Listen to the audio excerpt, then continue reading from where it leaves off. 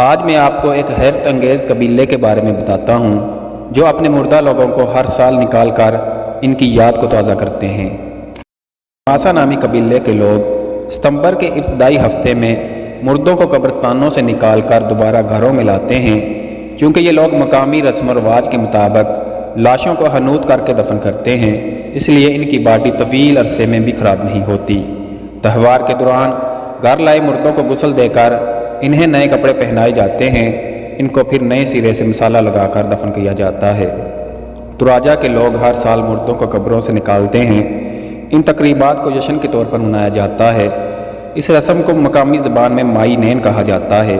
توراجہ کے باسیوں کا تعلق ویسے عیسائی مذہب سے ہے اور وہ اپنے مردوں کی عیسائی مذہب کے رواج کے مطابق تجہیز و تدفین کرتے ہیں۔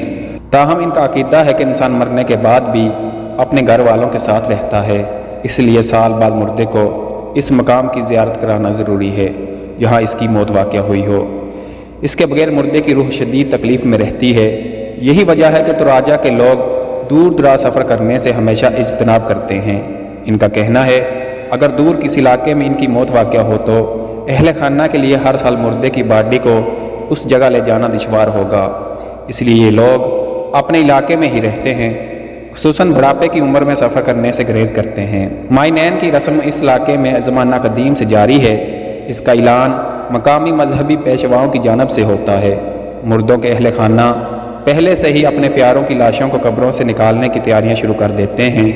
ماں باپ کی لاشوں کا دیدار کرنے کے لیے ان کے بیٹے اور بیٹیاں دور دراز گاؤں سے آتے ہیں۔ مردے کے اہل خانہ اس لیے نئے نئے کپڑے لے کر قبرستان پہنچ جاتے ہیں۔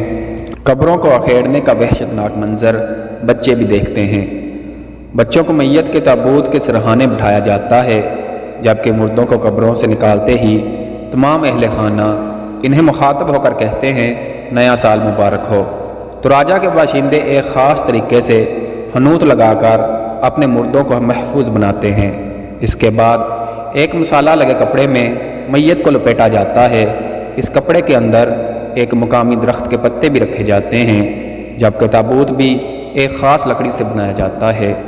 ہر مرتبہ نئے تابوت میں میت کی تدفین کی جاتی ہے۔ اس علاقے میں مردوں کی قبروں میں تدفین کے ساتھ انہیں علاقے کے ایک متبرک پہاڑ میں بنے غار نما قبرستان میں دفن کیا جاتا ہے۔ میتوں کو سیدھا کھڑا رکھنے کے لیے مردے کے دونوں ہاتھوں کو ایک لکڑی پر اس طریقے سے رکھا جاتا ہے جیسے دعا کے لیے ہاتھ اٹھائے جاتے ہیں۔ مائی نین تہوار کو مردوں کی عید بھی کہا جاتا ہے۔ اس دن تمام مردے قبروں سے نکالے جاتے ہیں۔ اہل خانہ اور عزیز و قارب بھی ان کے ساتھ کھڑے ہوتے ہیں اور فوٹو بنواتے ہیں، جبکہ بعض افراد مردوں کو چلا کر دکھانے کے لیے بھاری معاوضہ ادا کر کے بازی گروں کی خدمات بھی حاصل کرتے ہیں۔ توراجہ دنیا کا وہ واحد علاقہ ہے جہاں ہر سال کئی برس پرانی لاشوں کو لوگ پیروں پر چلتا دیکھتے ہیں۔ توراجہ ایک پہاڑی علاقہ ہے۔